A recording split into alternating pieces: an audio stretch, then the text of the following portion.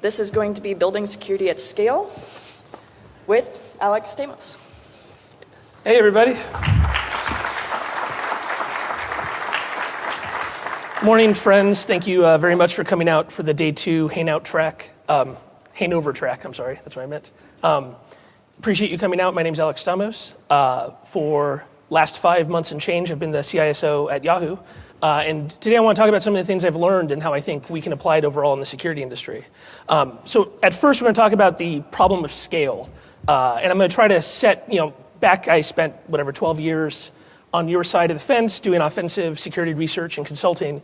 And at that time, I felt that I understood the problems of my customers. But until you walk in those people's shoes, you don't really get there. And so I'm going to try to share some of the numbers and some of the ideas so you understand what it's like to operate security at a company that has roughly 1 billion users around the world.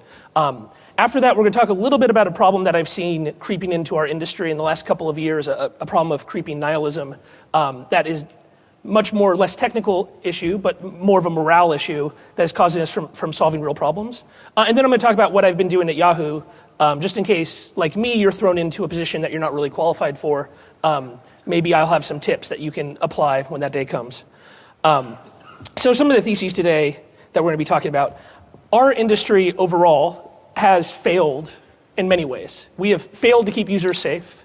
We have failed to make the internet something that is trustworthy on a day-to-day basis for most people.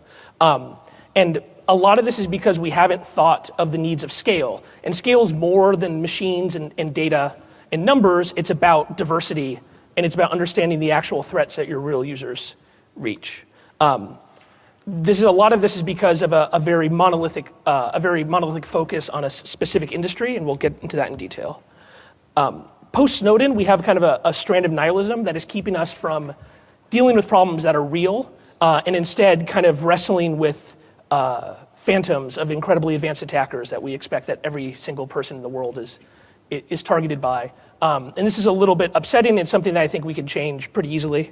And if you're going to build an enterprise security team these days, you're going to have to actually think more about trust than security. And trust is something that's bigger than security. Trust is about companies building products and designing systems in a way that is consistent with what the user believes is in their best interest, and proving to the user that you have their best interest in mind. Security is then having the technical wherewithal to actually back up your promises. And so we'll get into that in detail. So let's talk about the security industry a little bit and what it means to web scale. So what do I mean by scale? So the obvious scale are things like amount of data, number of systems, number of users. But I'd like us as an industry to start to think a little bit more about diversity.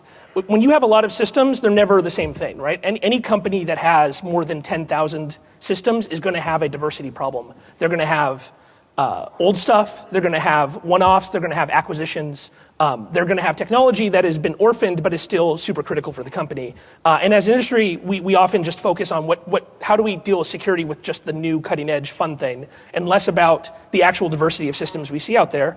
And if you're a company that has more than a couple hundred users, you probably have a diversity problem too, where your users represent a skill set and a threat models that are different than your own personal experience.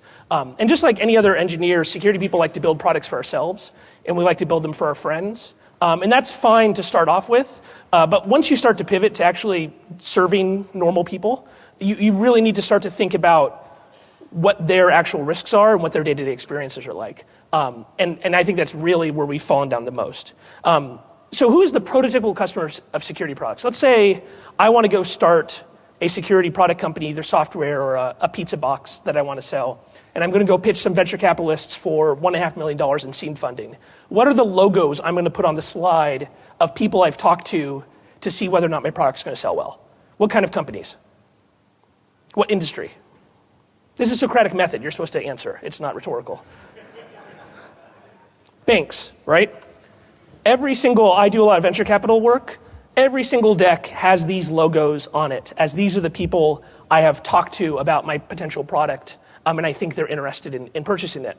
And this is great. I mean, it's great that we have an industry, banks, that have lots of security people that know what they want and lots of budget to spend. Those are all real positive things for a security startup. But the result is, in the earliest stages of building product companies, we get so focused on this problem set and these use cases that we're not able to later on pivot to deal with the bigger problems. And that's because these guys, it turns out, are not representative of other companies. And not just not representative of web scale companies like us, but of companies in general. So let's talk about some numbers so you can kind of understand that. So the biggest banks in the United States count their number of retail customers in the tens of millions. The web scale companies like us, Google, Twitter, Facebook, count our users in the single number of billions. Of unique billions. We have something like 850 million unique users per month, which makes it well over a unique billion people per year. That's a little bit different. Obviously, we have to deal with people that speak every language on the planet from every country that has internet access, where a bank can constrain themselves regionally by language, by legal jurisdiction, which changes the security model a lot. The number of concurrent users for big banks are much, much smaller.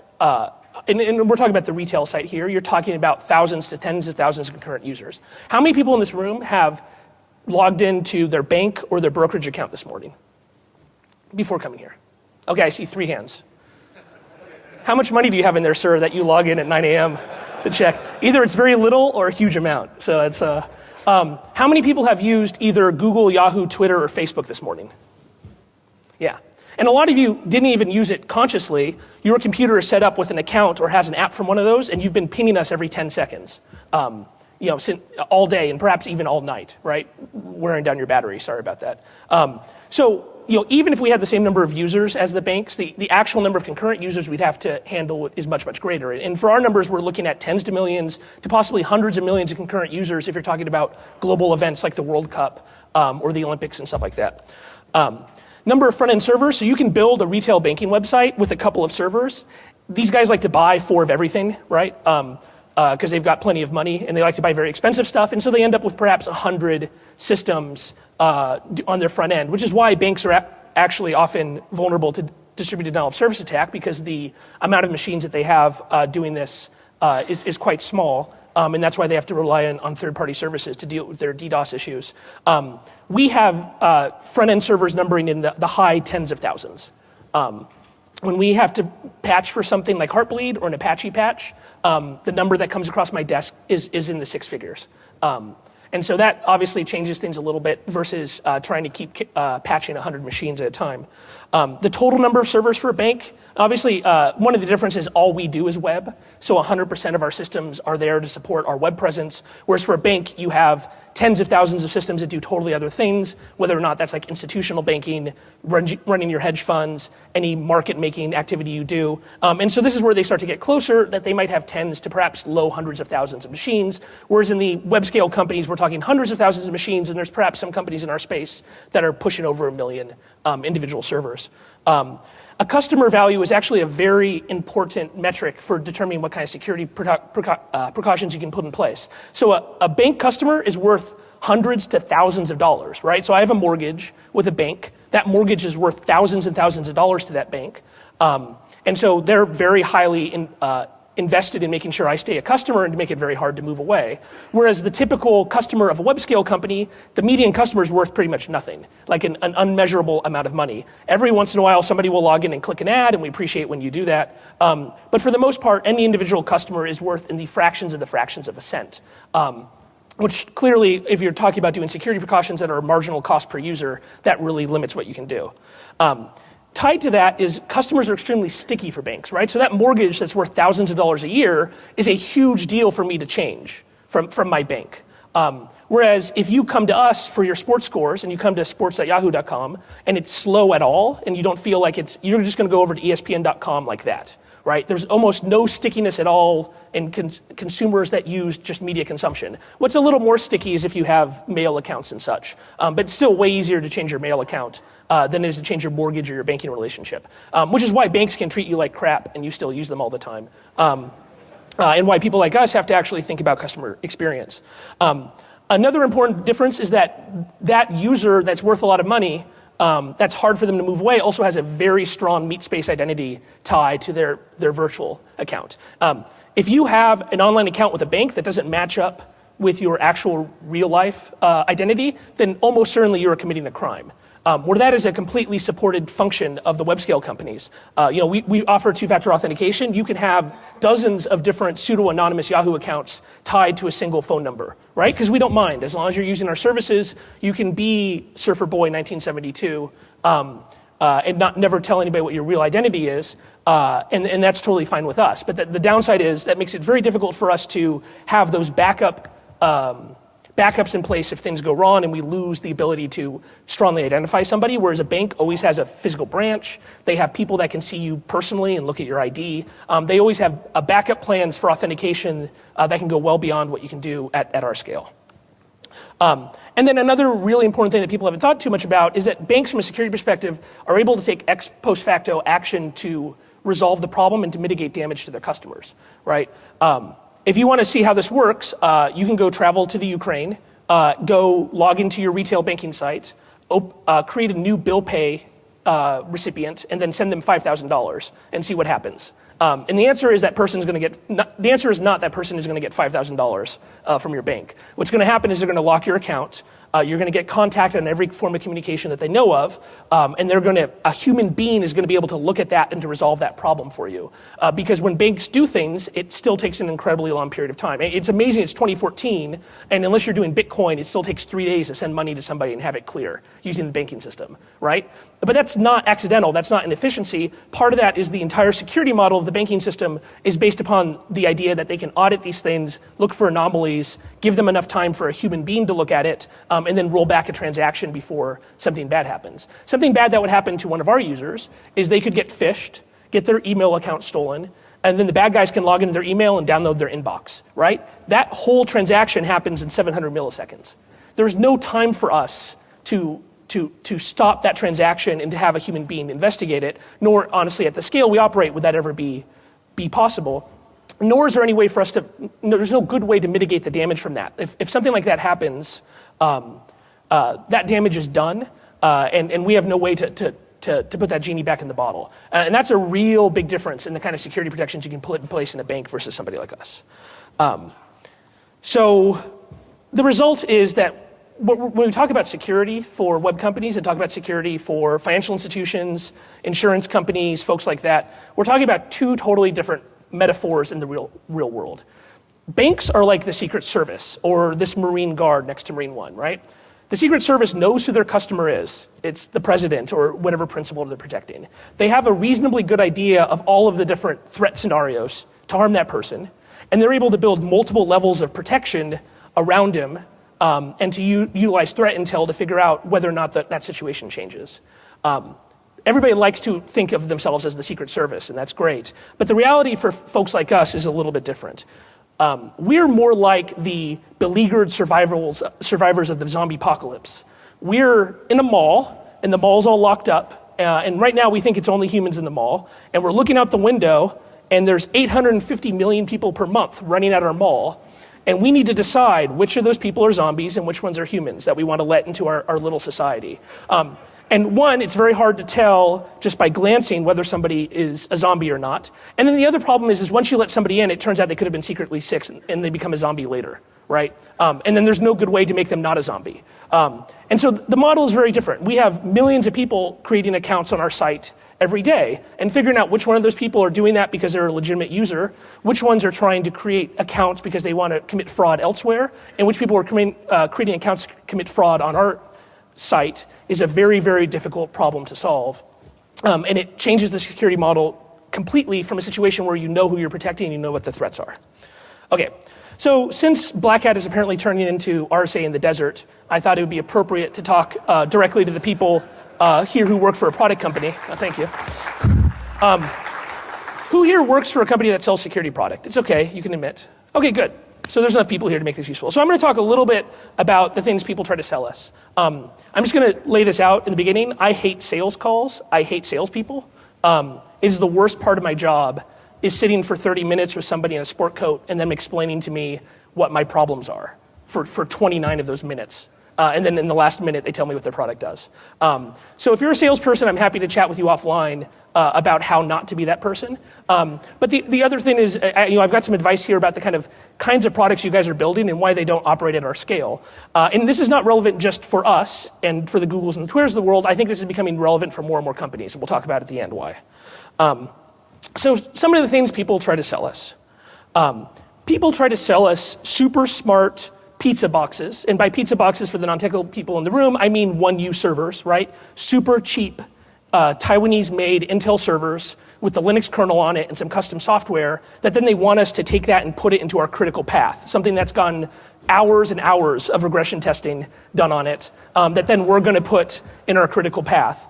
They also want to sell us boxes where there's a 1-to-1 ratio between those devices and our front-end servers, right? So when a salesperson comes in and says, just buy one for every web server, and my answer is, great, I'll take 62,000 of them, that's a great day for the sales guy, but it is unlikely that I'm able to get the GDP of Uruguay for a single security product out of my CEO, even though she is very supportive of security.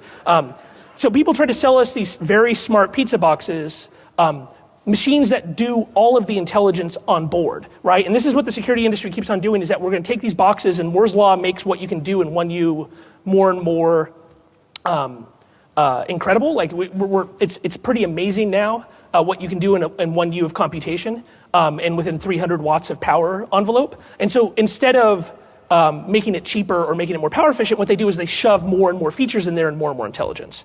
What we would much rather buy is distributed dumb sensors, preferably made out of software, that have the ability to make intelligent decisions centrally. And so the metaphor that's good here is police on the corner versus CCTV, right? So these pizza boxes are fantastic if you can afford them. That's the equivalent of having a policeman on every corner in your city, because they have the intelligence themselves to look at something, to decide whether something bad's happening, and then to interrupt it and to make sure that that bad thing stops.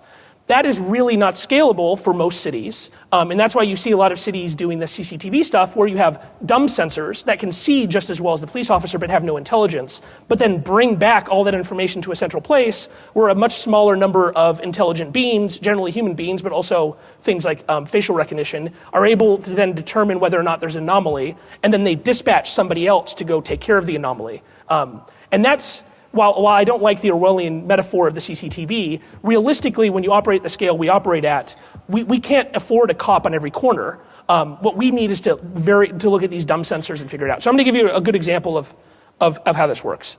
So this is a switch from a company called Arista Networks. This is the most expensive switch you can purchase from them. Arista is famous for making dumb switches. And dumb is not an insult in this case. That is intentionally the model here, is that companies at our scale and people doing cloud computing we're getting sick and tired of paying multiple thousands of dollars per 10 gig port for devices that have way more intelligence than we need, right? Switches, I'm not going to name any companies that make things that are in green, but switches that can do all kinds of crazy things from layer 3, layer 4, layer 5 up to layer 7 in a switch in software that you don't actually need. What companies like us need is we need a switch that takes an Ethernet frame and then puts it out another port. I mean, I know that sounds crazy, right? But that's like fundamentally kind of what we need in a switch. And so Arista makes these switches, and they're very popular with web scale companies and cloud computing hosts. This particular one has a little over 1,100 10 gigabit copper ports with 30 terabits per second of backplane, right? This is the most expensive firewall you can purchase from Palo Alto Networks. Now, I love Palo Alto. It's a great company. They make great products, and that's why I'm using them as an example, because if they fall down here, everybody's going to. This is a very smart device that will look at all your internet traffic going back and forth, figure out what's going on, and then make intelligent decisions whether to let it go on or not, right? And this isn't a Palo Alto pitch, so I'm not going to go into details, but this is providing lots of different security services that are very useful for folks like us. This is the most expensive one you can buy, and it is able to do 120 gigabits of throughput if you turn on the security features. Right? Not all of them, but most of the security features you can do at that speed. So let's say I'm a different VP at Yahoo, and it's my job to build out a new building in our data center. And we're like, great, we're going to have 1,000 cheap Intel machines, each one of them with 6 consumer hard drives attached. Right? So now we get 18 terabytes per 1U. And each one of those is going to be a Hadoop node. And we expect there to be a huge amount of inter-node traffic because we're doing Hadoop and other kinds of computational stuff. So we're going to want a very high switch with a lot of backplane speed so that the inter-node traffic is very hard. So I go out and I buy an Arista switch. How many Palo Alto boxes, the most expensive Palo Alto firewall, would I have to buy to provide those security services non-blocking between my servers plugged into this switch? Anybody want to do the math real fast? 20? That's really bad math. Anybody else? Sorry? 250, yes. I would have to buy 250 firewalls to provide security services for one switch. So as a result, I have my switch, I have my 1,000 servers, and then we go get the lay down concrete and build a whole nother building. And that building we stack up to the roof just with Palo Alto firewalls. That is obviously not scalable, right? The other problem is that power is death for companies like us. The absolute number one cost of the amortized cost of a data center over 10 years, if you take the land, the people, the building, all the batteries and all that stuff, all of the computers, if you take all of that cost over 10 years, still the number one cost is electricity. And this switch is going to pull 5 kilowatts, right? So the average American home pulls 2 kilowatts. So you're talking about 2 houses, 2.5 houses here. These firewalls are pulling as much as a small subdivision of a city, right? Which is obviously never going to happen. It's going to be well outside the power envelope of what we're allowed to spend on a per server basis, right?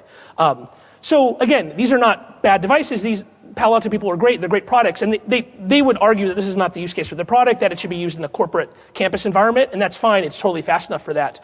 But you can't take all of these security services and centralize them into a single box and then make it cost effective to utilize at web scale. It's just impossible. What you have to do is you have to take each of these Palo Alto boxes, split them into software components, and then smear that software across hundreds of thousands of servers. And that's really the only way you can make it happen. Some other things people try to sell us.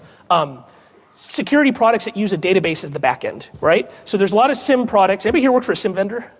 Now you're not going to raise your hand. Yeah, there's people. I've seen some T-shirts in here from SIM vendors. A lot of these guys say, okay, great. So you put our product, and you could put a cheap database like MySQL or Postgres behind it, or you can do Oracle or DB2 or MS SQL, and then you just throw that onto like an EMC SAN, right? So that's great for most companies. It probably works for banks. Those guys have spectacular storage budgets. And the security-sensitive logs from a bank would probably be measured in the tens to hundreds of terabytes probably per month, right?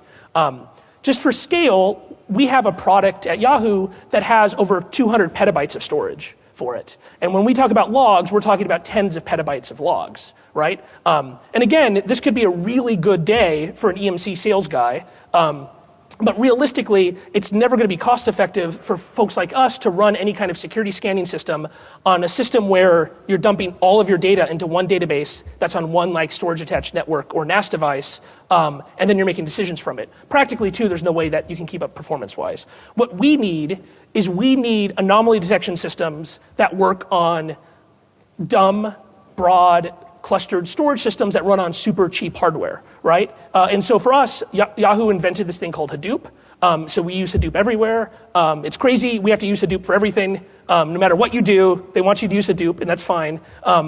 But as a result, like from a security perspective, it is free for me to use things like Hadoop clusters, whereas it's extraordinarily expensive for me to go buy specialized hardware just for the security team. And this is where a lot of people are going to have to go, right? We can no longer be building security products where all your data is in one place. We have to build security products where my data is spread over 1,000 or 10,000 machines. And those 10,000 machines can work in parallel to figure out if something funny is going on.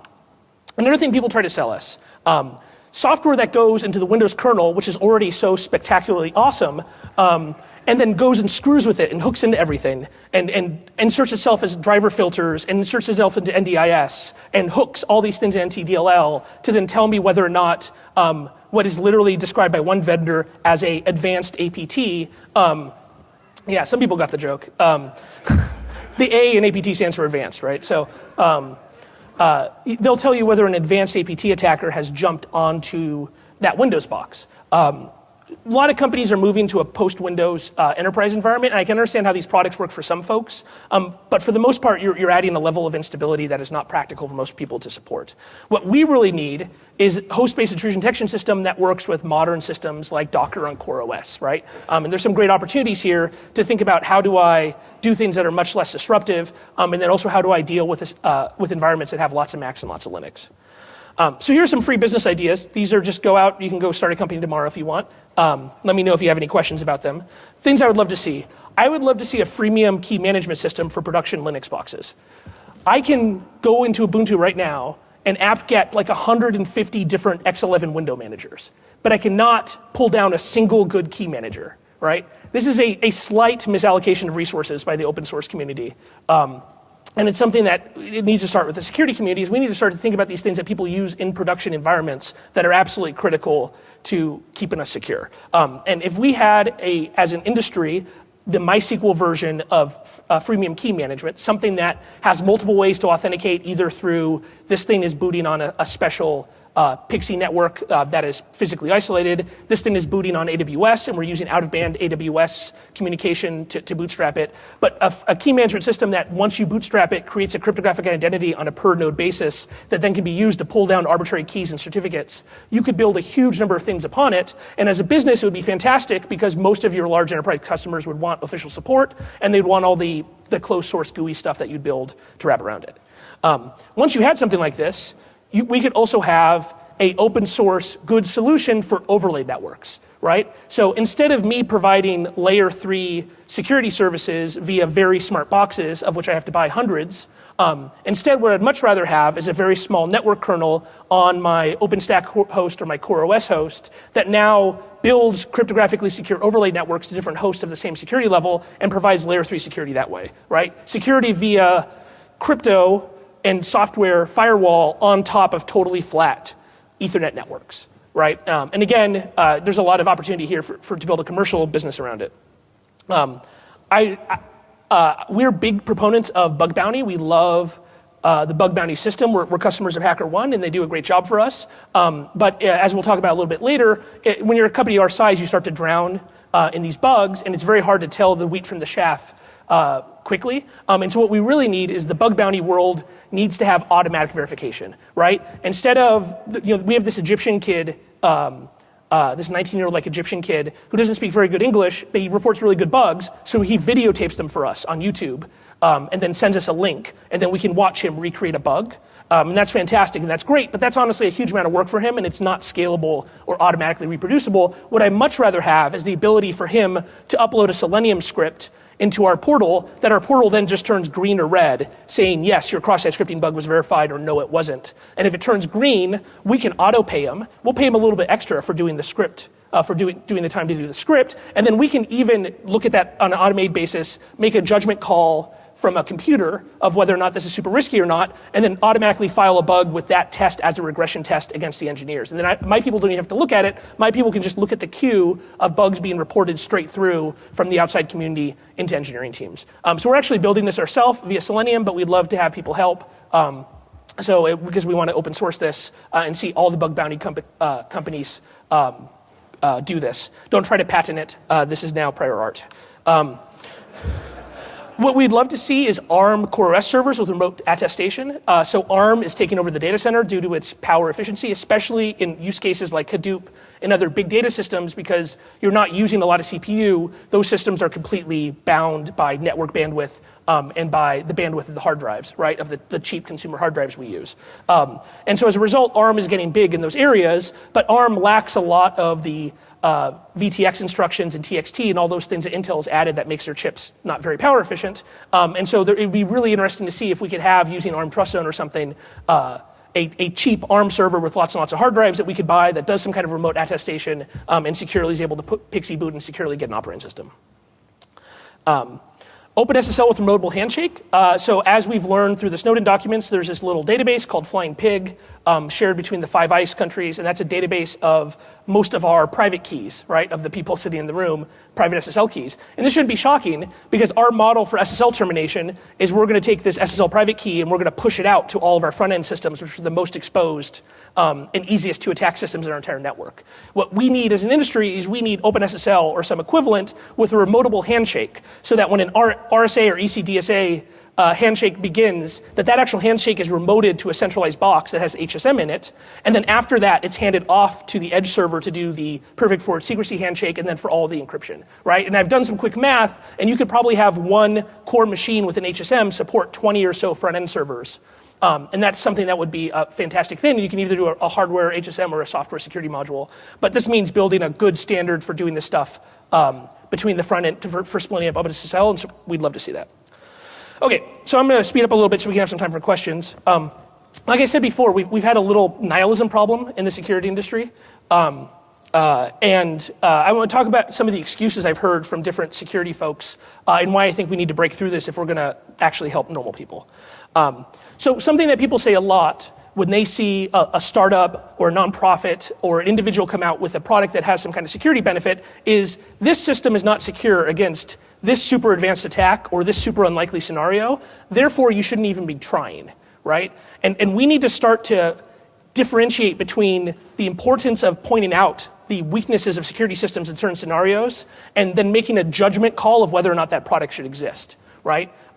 Because it turns out we need to build systems that are useful for all levels of users and all kinds of adversaries, right? And right now we build security products for us. Who here uses GPG? Who uses GPG every day? Okay, yeah, you're lying, but nice. So that works for these kinds of folks up here, because these are the kinds of people that like to go to a GPG key signing party in Berlin after Christmas every year, right? And while that's great for people in our industry, it's not a scalable thing. And that's why we need to loosen up some of our restrictions as an industry of if somebody screws up or somebody designs something that doesn't work in every single scenario, that we don't instantly say these people are horrible, this product is broken, therefore it shouldn't exist. This is also to all the reporters out there. When a person tells you this security bug means this product should not exist, you might want to think to yourself, maybe the people that designed this product had more knowledge of the actual threat vectors and had to make an intelligent balancing decision of whether or not they're going to handle a certain situation. Instead of just in big, huge type saying this thing's broken, these people should be tarred and feathered. Next thing we hear a lot is if you have a security system and you don't talk a lot about the details, that's security through obscurity, which, like most Bruce Schneier quotes, is misused all over the place. When people talk about security through obscurity being a bad thing, they're mostly talking about crypto systems, right? Where people say, I have this crypto system, I'm not going to release it, because those are the kinds of things that implementations are always going to get out and are going to be reverse engineerable. Same thing for like shipped software, right? This argument made a lot of sense when it was, Microsoft trying to do security through obscurity protections in a compiled DLL that then somebody could just dump into IDA and figure out how it works. The reality is, the vast majority of attacks these days are happening against systems through which there's no visibility for the attacker, right? That's one of the security benefits of the cloud, is that we're able to build security protections on the back end that the attacker doesn't know how it's working. And so building security systems that aren't perfect and that lose their usefulness if they're talked about publicly is not a bad thing if it increases the chances of attacking the vast majority of attackers and increasing the amount of effort that they have to expend, right? So we need to stop throwing around security through obscurity as an industry as just a catchphrase to criticize people without thinking about whether or not that's true in the situation. The next one here is, okay, well, why are you going to do that? Because insert top tier intelligence agency here, they're just going to own up that person's system. They're going to put malware on that person's system and get the data anyway. And that turns out to be a factually true statement that is almost totally useless in any scenario in which it's used, right? The truth is when we build systems to protect normal users, we need to think about, one, what their actual threat scenario is. And the truth is the vast majority of people in the world, perhaps not in this room, but the vast majority of people in the world are not being individually targeted by a top-tier intelligence agency, right? And it's totally true. Like, if the People's Liberation Army wants to read your email, you're going to have a very difficult month, right? Because they're going to put 12 people on it, and that's all they're going to be doing 24 hours a day. Well, not 24 hours a day. They work like 9 to 5 Beijing time, and all defenders know that, looking at their logs. So they'll work on that 8 hours a day. And that's all they're going to do until they get it, and that's a very difficult thing to protect against. But there is a value in forcing your adversaries, especially when we talk about governments, to expend resources and then to also raise the chance of detection, right? And so that's why when people talk about, oh, you shouldn't do, SMTP start TLS is useless because it's still unencrypted on the endpoint and somebody can get their machine node up. That's totally true. But what you're doing is you're making it harder, right? You're making, if a government or an attacker wants to read somebody's email, they have to have an individualized attack, and they might have to spend something valuable like an O-day or spend a piece of malware that has yet to make it into virus total to get that. And they're not going to be able to do that for a billion people at once. Which is the difference between trying to build security for a billion people and trying to build security for you and your friends. And then the thing I hate the most, I hear from the security industry all the time, is that we can't keep users safe because they're dumb. And so when I started my job, I gave my little St. Crispin's Day speech to all my employees. Yay, let's go get them. And I said, I have an open door. No idea is too stupid. But the thing I never want to hear from you is our users are dumb, right? If we're building systems that our normal median user, or even like our 25th percentile user, can't use safely, then we are failing. And we are failing in this room. We do not build systems that normal people can use, right? Who here has ever tried to teach their parents to do something securely online? Whether that's manage their passwords, send an encrypted email, right? And how hard is it? Was it easy? Or did it take up all of your Christmas break? Right. That is wrong. They should be able to do that themselves without having a son or daughter who works in the security industry. And that is a failure that we really need to stop. And part of it is we keep on saying users are dumb, we can keep them safe. Yes, it's true that a normal user will type their password into anything, right? That just means we have to get rid of passwords. Yes, it's true that a normal user will trust a website that has this crazy URL that has like somehow every country code of every attacker country in it, amazingly. Like how did .ru, .romania actually work? And that they'll still type their password in that and they'll still download software. That just means that we need to make it easier for them to understand that that's a bad thing or to stop them from doing it. And something I'm starting to learn is we need to start to be a little more of security paternalists. We need to make security decisions on behalf of our users. If you want to give an out for advanced users, that's great, but make it clear to them that they're doing something dangerous. Okay, so what are we doing at Yahoo? Talking about like our problems at scale and the problems of kind of making security products for normal people. What are we doing? So here's just a quick org chart in case any of you end up being a CISO one day you might find useful. What we've done is flattened our security org a lot, created a bunch of different divisions. So we have a corporate team that just does network and corporate security. We have an operations and monitoring team that runs our equipment, runs our Splunk and Hadoop stuff, and that does all of our scanning. We have a product security engineering team. They embed engineers into different products to help them write their products more securely. They also build our SDLC tools to do code scanning. We're building a Paranoid Labs, which is a standalone R&D division to do brand new research and development. We have a penetration testing team with a brand new leader who I'm going to just announce in a second. We have intelligence investigations and response team that obviously goes out, figure out who the bad guys are, and then does all our investigations. We also, our e-crime team rolls up into them. We have a risk and vuln management people. They're the ones that make sure I never have to talk to an auditor from KPMG. And then we have a brand new privacy engineering team that is going to be focused on building privacy-enhancing cryptographic technologies for end users. So some people who I just like to say hi to just because they're in the room, brand new people. So we announced a couple weeks ago that we acquired the team from Leaf Security Research in New York. Chris, you want to stand up and say hi? Is Doug in the room? Okay, good. I don't have to fire you. There's Doug and there's Chris. Oh, good. He's got the shirt too. Oh, man.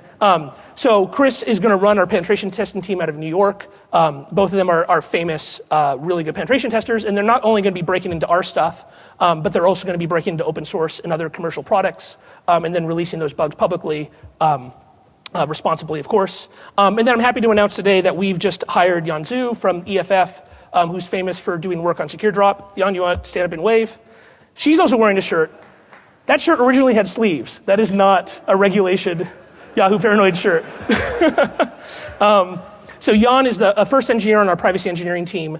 She'll continue to be able to work on Secure Drop, but she's also going to work on some end-user crypto stuff that I'm about to talk about.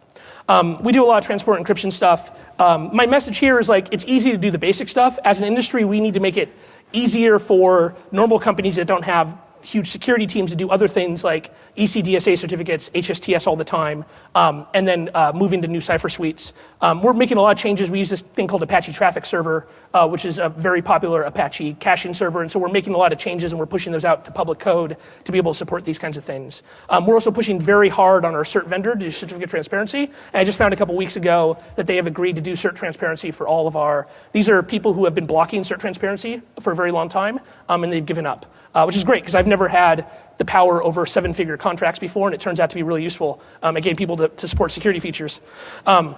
We announced in March that we completed a backbone encryption project. I just wanted to bring up, this is one of the things when you're outside and you're like, oh man, you're just going to encrypt your backbones, just buy an IPsec box, right? Whatever, dude, or just do some Stunnel on a Linux box. So this is a very simplified map of our backbone. This is only the top tier backbone, so this is the backbone between our Yahoo-owned data centers. This doesn't include like the 80 other locations that we have in non-Yahoo data centers that we often have leased lines into. Each of these lines is at least a 10 gigabit per second connection all the way up to like 200 gigabits per second. So it turns out when you're working with a network of this complexity, you can't just go buy an IPsec box. In fact, there's only 3 companies that make hardware that operates at the speed, and then that claim to, and then when we tested them, it turns out only 1 company actually makes hardware that operates at the speed. And even then, it breaks all the time, right? And so what we as an industry need to get, and one of the things I talked about, freemium key management and TLS overlay networks, is the future for people doing backbone encryption at scale is going to have to be point-to-point encryption between servers themselves, right? That you're going to have to do TLS between these servers, and we're already doing that, and we have a special policy-based routing that all of our TLS encrypted stuff gets to go over the backbone directly, and then the other stuff runs through the IPsec box. And we want to move to 100% that way, and it would be great if most people in the industry did it, because then we don't end up with these situations where you buy these real expensive boxes that then break, and then while they're broken, you end up with data synchronization issues measuring in the petabytes between data centers. We're doing a lot of self-service security stuff. So when you have 80 plus products that are officially supported in like 60 countries, it turns out that you can't build a security team that can look at all those fast enough. From a speed perspective, especially in the mobile world, our mobile teams often do weekly pushes out to the App Store, right? And so what we have to do is build mechanisms to allow people to self-service in security, and it would be great to see some of these mechanisms be open source. I don't know why I can't get an open source Objective-C library for iOS that allows me to do authentication smartly, that correctly uses the DP API, that does TLS pinning, right? Every company is re-implementing this themselves, usually incorrectly, and this is the kind of thing we should be doing as an industry. We operate a huge bug bounty, probably one of the largest bug bounties on the internet. This is our graph of what this year's looked like. We've spent about $670,000 so far this year. Bug bounty is great, but it does need to improve in a couple of ways. One, like I said, we need to have automatic verification, so it's very easy to know which bugs are real and which aren't. We also, as an industry, need to start to kind of lighten up a little bit on people that operate bug bounties and understand the constraints they operate under if we want bug bounties to succeed. Like, I think the internet companies will be running bug bounties forever, but what we really should move towards is that the people you get your car insurance from have a bug bounty, right? And the retailer that you go and you buy stuff from, that they have a bug bounty. And right now they don't. And one of the reasons they don't is they see how people treat us, right? So we've had a couple of situations where we'll have days where we'll get 120, 130 reports, and 80% of them are incorrect, out of bounds, or completely unreadable. And by unreadable, we'll go get translators to read if you don't speak English. I just mean completely, like, you can't understand what the person's trying to communicate to you.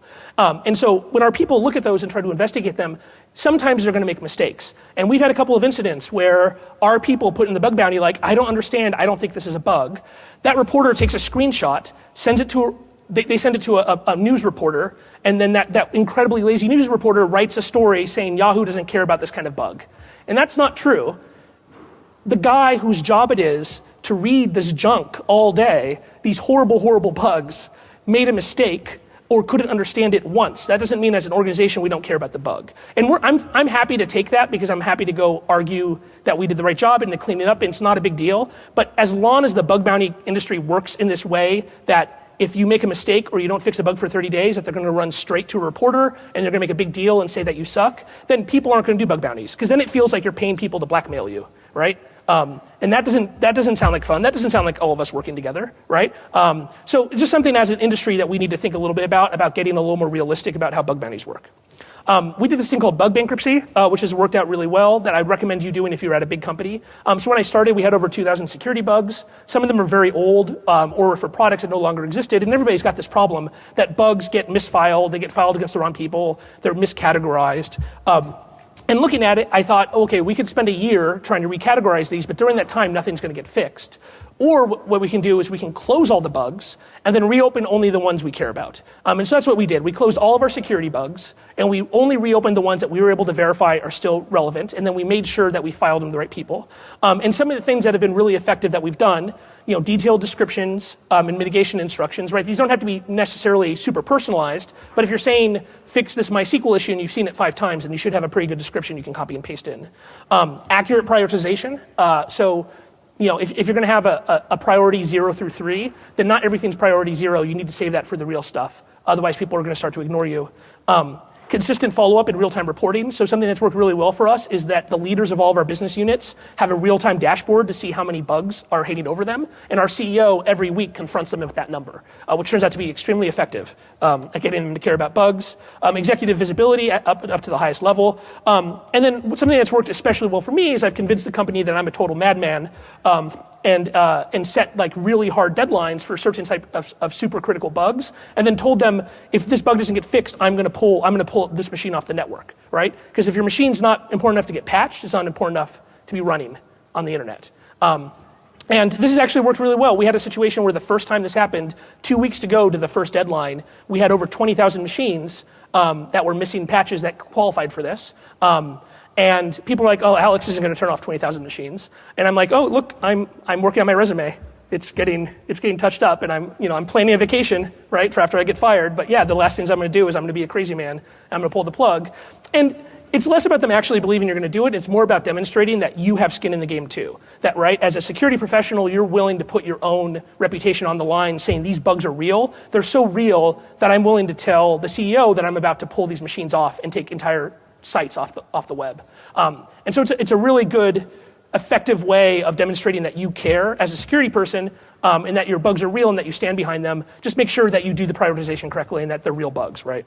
And so another thing we're happy to announce today, the thing that Jan's going to be working on in the privacy engineering team is in 2015, next year, we will be releasing end-to-end encryption for all Yahoo Mail users. Oh, thanks.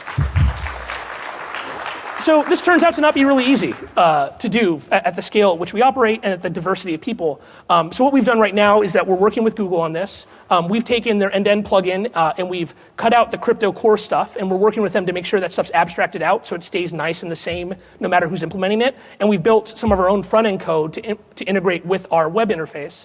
And we've built an API into our Yahoo Mail server, right? So this is running on a couple of days ago on one of our internal systems that have the proper JavaScript in the mail front end. And we've modified it to have a little more integration, and we're starting to do experiments with how do we properly integrate with the normal webmail user experience. So as you see here, you have already seen us do a demo of somebody doing something that's not really that safe in our threat model, which is they started composing a message in the normal webmail window that they've been trained to use for a decade, which in theory is in control of the DOM that we control, and then it moved out of the DOM into the plugin. And so this is what we're experimenting. We're trying to figure out how do we train users to understand this part of the message is secure and this part's not. That metadata, if we're going to use SMTP, metadata is never going to be secure other than in transport, thanks to Start TLS.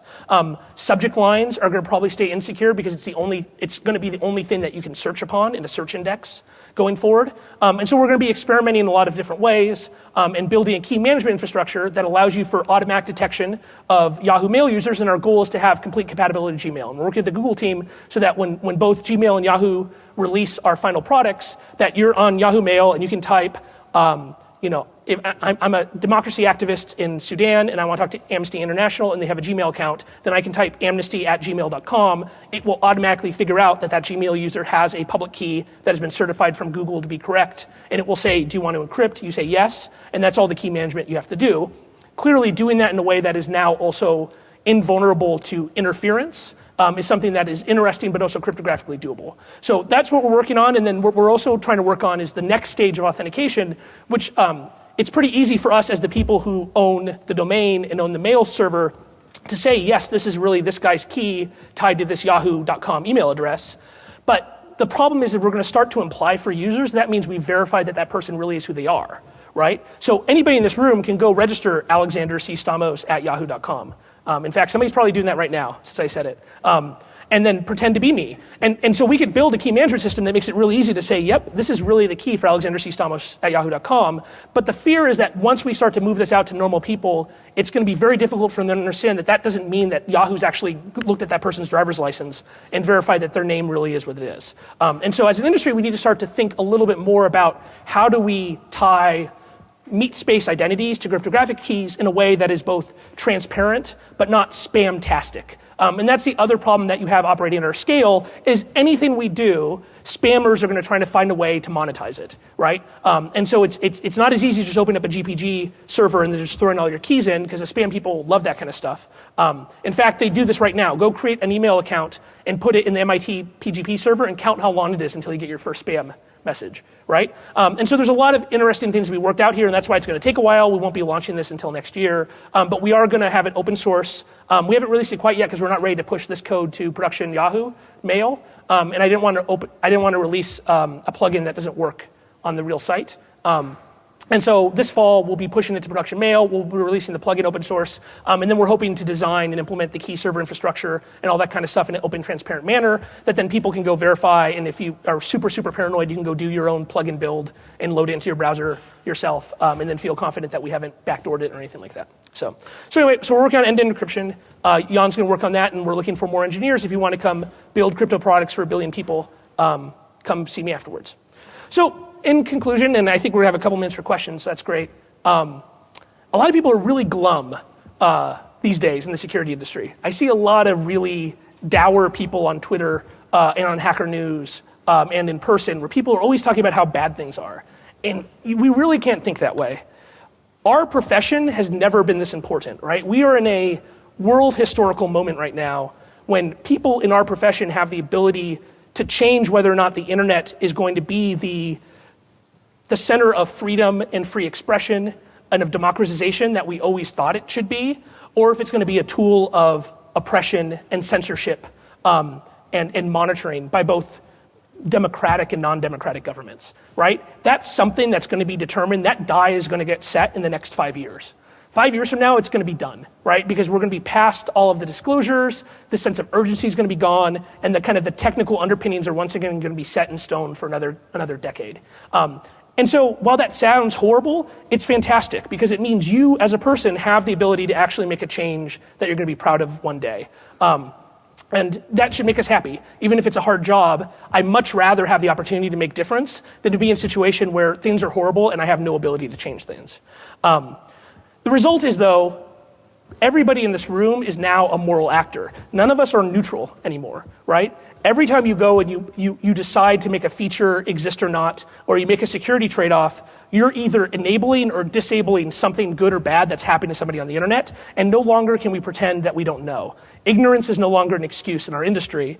And so just take a moment to think about that when you go about your day and think about, am I acting in a way that is either morally good or bad per whatever ethical guidelines I have. Now, I've spoken out against people that sell exploits and stuff, and even if you believe that's good, you need to start to think of, I'm not just selling something that its use by somebody else is neutral. You need to think to yourself, is doing this actually making the world a better place? And if you believe that that's true, then good for you, but don't pretend that you don't actually have a role to play on this planet with all of these people who are looking up to us to do things right for them.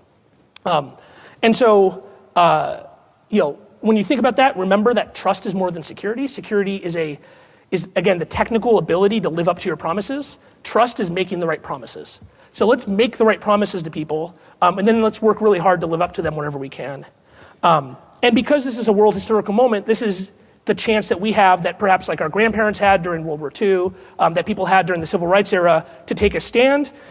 Think a little bit while you're here in Vegas. Maybe you can go out in the desert and go meet your spirit animal, Jim Morrison style, or you can reflect while you're at the poker table. But take a little moment to think a little bit about whether or not what you're doing right now is the kind of thing you're going to be proud to tell people you were doing 30 years from now. whether you have grandkids or friends or young people, or you're going and you're addressing a big crowd of young people, that you can say in 2014, I was on the right side. And that's kind of my biggest message is let's not be glum.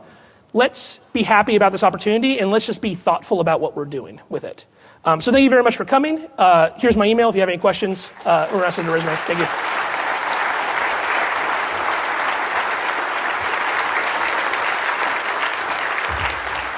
So I think we have 5-6 minutes. There's mics up here. Yes, sir, if you might want to grab a mic or... Yeah, there's mics right here. Any other mics? Anybody see them? Well, here's one if anybody has any questions. Yes, sir. So if Yahoo is encrypting emails, how is it going to make money off mining the content to pay for the service itself?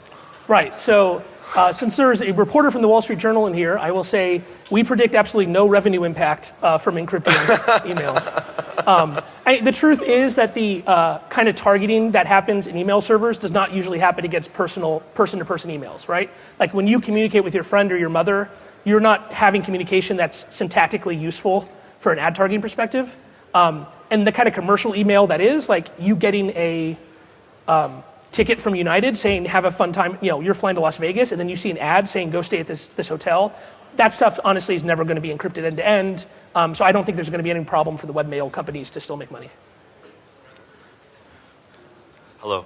Hey. Given the recent vulnerabilities, deep vulnerabilities such as Heartbleed, what is your perspective on our fundamental reliance on OpenSSL? That's an excellent question. So I feel two ways. I mean, I'm glad Heartbleed happened in a way because it did help us kind of reassess and look back at all of the things that we've built our systems upon. The flip side is we need to not focus too much on one single bug. The Heartbleed bug, that everybody in this room knows that we get 2 or 3 of those bugs a year. They just generally don't have logos and incredibly overactive press departments trying to make a big deal of them, right? So I don't want to focus too much specifically on OpenSSL. I do think it's important as an industry for us to think about what the fundamental technologies are that we rely upon, especially if those things happen to be things written in C that do ASN1 decoding and have incredibly complicated state machines that even the inventors of the spec don't understand. And so, honestly, my personal opinion here is it's 2014.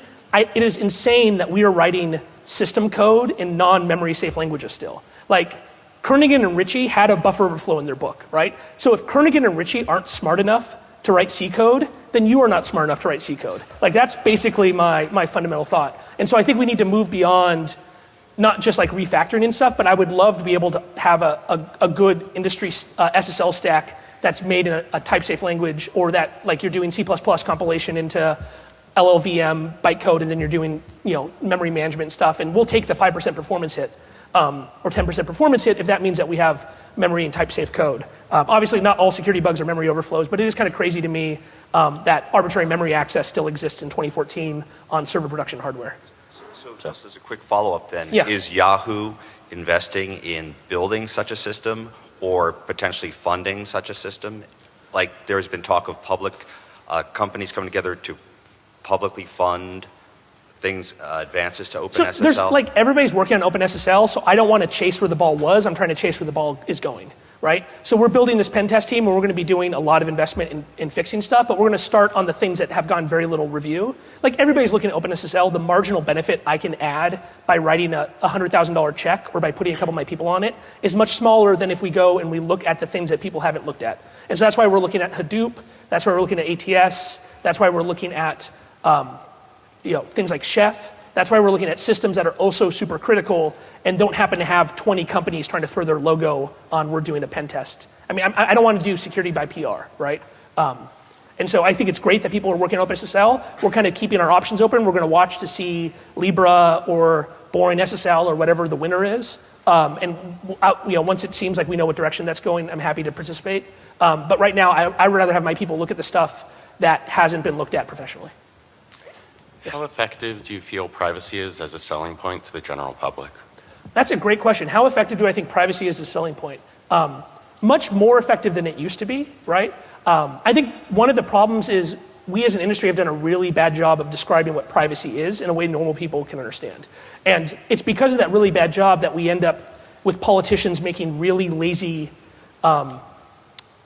really lazy analogies like the NSA is not bad, Facebook's worse, right? And if people had a real good understanding of what privacy means kind of in the context of your relationship with the government and the context of bad things happening to you, the fact that Mark Zuckerberg can send you nice ads is very different than organizations that have drones and SWAT teams, right? And so I think our industry needs to start to maybe even move off of the word privacy because it's not like it's a bad word, but it's just been overused in too many situations to include nation-state spying, to include malware, to include account takeover, to include ad targeting, to include all that kind of stuff, and start to talk about the situations in which our personal data is used and have a real focus on the bad outcomes, less about kind of where that data is, because the truth is, our data is going to be out there. It's going to be hard for us as individuals to know exactly where it is. We need to focus on making sure the outcomes for us are not bad. So that didn't really answer your question. It's not as good of a selling point, but I think it's going to be better. Okay, I probably can take one more question. Yes. I understood that you have a custom log management tool with Hadoop as a backend. I'm sorry, I couldn't understand. That you have a custom log management tool with Hadoop as a backend. Yeah, do we have a custom log management tool? I understood that, but I was wondering, how do you audit your databases? If you use proprietary software or a vendor, or you have a custom way of auditing the SQL databases or NoSQL? Yeah, I mean, so we have a lot of different databases. We have different ways for each. I'd rather not get into too much detail. Okay. But yeah, I mean, a lot of our focus though is on Hadoop auditing, and then something we've done a lot of work on internally and contributed out open source. Because it's a lot harder and a lot more important for us than things like MySQL accesses. Okay, so I'll still be around. We have a break if you guys want to ask questions, but thank you very much for coming.